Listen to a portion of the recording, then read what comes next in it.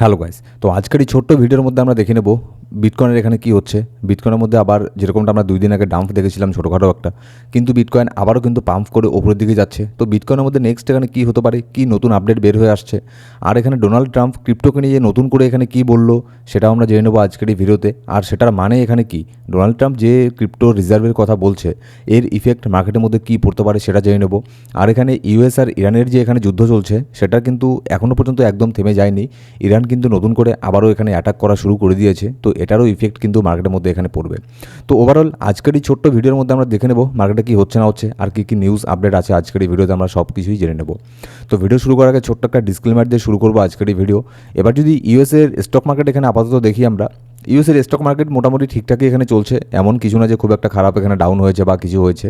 যা হওয়ার মোটামুটি ভালোই চলছে, একটু একটু এখানে পাম্পে এখানে হয়েছে, কোনো খুব একটা বেশি নেগেটিভিটি আপাতত এখানে দেখা যাচ্ছে না। এবার যদি আমরা ইটিএফের মধ্যে আসি, দেখুন এটা কিন্তু খুবই ইম্পর্টেন্ট, কারণ ইটিএফকে আমরা দেখেছি লাস্ট তারা 2 মাস থেকে কন্টিনিউয়াসলি সেল করে যাচ্ছিল, আর যার ফলে কিন্তু একের পর এক সেল প্রেশার মার্কেটের মধ্যে এখানে এসে পড়ছিল, ঠিক আছে। এবার নতুন করে গতকালকে ইটিএফ কিন্তু আবারও এখানে বাই করেছে গতকালকে, আর তার আগে যে শুক্রবার ছিল তারপরেই তো মার্কেট এখানে বন্ধ হয়ে যায়, সেদিনও কিন্তু মানে আগের সপ্তাহের শেষের দিন ইটিএফ বাই করেছে। আবার গতকালকেও কিন্তু ইটিএফের তরফ থেকে মোটামুটি ছোটোখাটো একটা বাই আমরা দেখতে পেরেছি। তো এর ফলে কিন্তু একটা জিনিস বোঝা যাচ্ছে যে এই যে ইউএসের যে স্পট বিটকয়েন ইটিএফ আছে, তারা যখন এখানে সেল করে তো এখানে সেল করতেই থাকে, আবার যখন বাই করে তখন কিন্তু বাই করতেই থাকে। এরকমটা যে বারবার করেছে বলে সামনেও তাই করবে এরকম কিন্তু কোনো গ্যারান্টি নেই। হতে পারে কালকে এখানে সেল করে দিল, আজকে সেল করলো, কিন্তু এখানে আজকেও বাই করার চান্সটাই এখানে বেশি আছে এদের, যেরকমটা প্যাটার্ন আমি দেখছি সেই প্যাটার্ন অনুযায়ী, ঠিক আছে। তো আজকেও আর কয়েক ঘন্টা পরে ইউএসের মার্কেট ওপেন হয়ে যাবে, আশা করা যাচ্ছে ইউএসের স্পট ইটিএফের মধ্যে একটা বাইং প্রেশার আমরা দেখতে পারবো, আর এর ফলে কিন্তু বাই হলে মার্কেটের মধ্যে একটা বাইং প্রেশার দেখতে পারবো, ছোটোখাটো একটা পাম্পের আশাও আমরা এখানে করতে পারি। আর মার্কেটে কী হচ্ছে না হচ্ছে এই সমস্ত প্রত্যেকটা আপডেটের জন্য আমাদের টেলিগ্রাম গ্রুপ জয়েন করে নেবেন, ডেসক্রিপশন বক্স আর প্রথম কমেন্টের মধ্যে টেলিগ্রাম গ্রুপের লিঙ্কও আপনি পেয়ে যাবেন। এবার এখানে নেক্সট বিটকয়েনের আপডেটে যাওয়ার আগে গোল্ডের ছোট্ট করে একটা আপডেট এখানে নিয়ে নেবো, যে গোল্ডের মধ্যে এখানে কী হচ্ছে। দেখুন গোল্ড নিচে আপনাদের আমি বলেছিলাম যে 4135-এর মধ্যে ছোটোখাটো একটা সাপোর্ট এখানে আছে, তো এটার থেকে তো একবার এখানে মার্কেট পাম্প হয়ে আবারও এখানে উপরের দিকে এখানে গিয়েছিল, কিন্তু উপরে সাস্টেন করতে পারেনি, তাই আবারও এখানে নিচের দিকে নেমেছে। ফাইনালি এই যে রেঞ্জটা আছে 1135, এটাকে তো ব্রেক করেইছে, ব্রেক করার পরে 1117 পয়েন্টে এখানে এসেছে, তারপরে আবারও এখান থেকে ব্রেকআউট নিয়ে এখন উপরের দিকে যাচ্ছে। এবার আমি যেটা দেখতে পাচ্ছি এই যে এই লেভেলটা আছে মোটামুটি এটা হচ্ছে 4165 পয়েন্টের মধ্যে, এখানে মোটামুটি একটা রেজিস্ট্যান্সকে গোল্ড ফেস করবে, এখানে একটা রেজিস্ট্যান্সকে এখানে ফেস করবে, ঠিক আছে। এবার দেখতে পাচ্ছেন আপনারা অলরেডি এখান থেকে একটা রিজেকশন এখানে গোল্ড নিয়ে নিয়েছে শর্ট টাইম ফ্রেমের মধ্যে।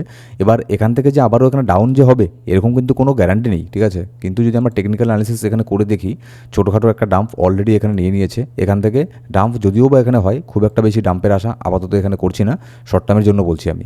এবার যদি এখান থেকে রিকভার করে গোল্ড এখানে উপরে যায়, তাহলে ওপরে যে 4196 পয়েন্ট আছে এখানে কিন্তু ভালো পরিমাণে একটা রিজেকশন হওয়ার এখানে চান্স আছে গোল্ডের মধ্যে, কারণ এই জোনটা কিন্তু অনেক বড় একটা রেজিস্ট্যান্স এখানে হয়ে দাঁড়াবে, কারণ এর আগেও বেশ কয়েকবার ট্রাই করেছিল এটাকে ব্রেক করতে পারেনি, এখানে গিয়ে একবার প্রায় অনেকটা নিচের মধ্যে এখানে চলে এসেছিল এখান থেকে রিজেকশন নিয়ে। তো আবারও কিন্তু গোল্ড 4195 পয়েন্ট এটাকে রিটেস্ট করার জন্য যাবে।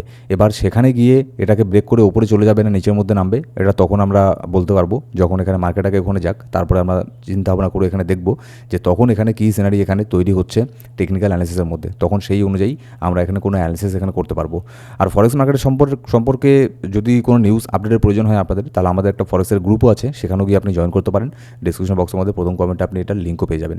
আর এক্সনেসের মধ্যে যদি আপনি ফরেক্স ট্রেডিং করতে চান, gold trading, silver trading, forex trading, তাহলে আমাদের আন্ডারে এক্সনেসে জয়েন করতে পারেন। আমাদের আন্ডারে জয়েন করলে ডিপোজিট উইথড্রলের ক্ষেত্রে কোনো সমস্যায় পড়লে আমরা এখানে হেল্প করে থাকি, তার পাশাপাশি এখানে ফরেক্স মার্কেটের মধ্যে ট্রেডিংয়ের ক্ষেত্রে সাপোর্টও দিয়ে থাকি। এই বিষয়ে যে কোনো প্রয়োজনে অবশ্যই আমাকে এসএমএস করবেন, আমার পার্সোনাল টেলিগ্রাম আইডির লিঙ্ক ডিসক্রিপশন বক্স আর প্রথম কমেন্টের মধ্যে পেয়ে যাবেন। এবার যদি নেক্সট এখানে নিউজ আপডেটে আমরা এখানে আসি, দেখুন ইরান কিন্তু আবারও নতুন করে 2টো মিসাইল এখানে অ্যাটাক করেছে, কোথায়, হরমুজের মধ্যে, স্ট্রেইট অফ হরমুজ, যেখান দিয়ে আপনার তেলবাহী যে জাহাজ আছে সেগুলো যাওয়া আসা করে, তো সেখানে নতুন করে ইরান আবারও 2টো এখানে মিসাইল অ্যাটাক করেছে। এরপরে কিন্তু ইউএসও কিন্তু এর প্রতি উত্তরে সেরকম কোনো অ্যাটাক করেনি, কিন্তু তারা এখানে থ্রেট দিয়েছে যে এরকম করা ঠিক না, এটা ওটা, মানে যেরকমটা আগের থেকে চলে আসছে, যেরকমটা ট্রাম্প এখানে একের পর এক থ্রেট দিচ্ছে, সেই ওই একই জিনিসগুলো এখানে হচ্ছে। তো আপাতত ওভারঅল যদি এই জিনিসটা আমরা দেখি, এটা কিন্তু এখানে কোনো পিস ডিল এখানে এখনও পর্যন্ত এখানে হচ্ছে না, আর এটা হওয়ার চান্স আপাতত আমি এখানে দেখছিও না। কিন্তু ডোনাল্ড ট্রাম্প এখানে ক্রিপ্টোকে নিয়ে একটা পজিটিভ এখানে কিছু স্টেটমেন্ট দিয়েছে, যেটা হচ্ছে বিটকয়েনের যে রিজার্ভ, এই রিজার্ভটা কী করে করবে, কেমন করে কী হবে না হবে, এটা কিন্তু সেই জবের থেকে ডোনাল্ড ট্রাম্প এখানে প্রেসিডেন্ট হয়েছে তবে থেকে এটা শুধু শুনেই যাচ্ছি, এখনও পর্যন্ত কিন্তু এটাকে মানে অ্যাকচুয়ালি এটাকে ইমপ্লিমেন্ট এখানে করলো না, যে এটাকে কীভাবে কী করবে না করবে। ঠিক আছে, তো দেখা যাক বিটকয়েনের রিজার্ভকে কেমন করে এখানে ইউএসের মধ্যে এখানে নিয়ে আসে আর কেমন করে এটাকে ইমপ্লিমেন্ট করে। তবে যদি বিটকয়েনের রিজার্ভ এখানে ইউএসের মধ্যে আসে, এটা কিন্তু অনেক বড় একটা ব্যাপার হয়ে দাঁড়াবে, বিশেষ করে বিটকয়েনের জন্য একটা ঐতিহাসিক ব্যাপার হয়ে দাঁড়াবে। যেরকমটা কয়েক বছর আগে এল সালভাডোর পৃথিবীর একমাত্র প্রথম দেশ যে এখানে বিটকয়েনকে এখানে লিগাল টেন্ডার এখানে ঘোষণা করেছিল, ঠিক সেরকমই কিন্তু একটা ঐতিহাসিক মুহূর্ত হয়ে দাঁড়াবে যদি ইউএস এখানে বিটকয়েনের রিজার্ভ এখানে এটা নিয়ে আসে, এটার ইমপ্লিমেন্ট সত্যি সত্যি এখানে করে দেয়। তো দেখা যাক নেক্সট এখানে কী করে।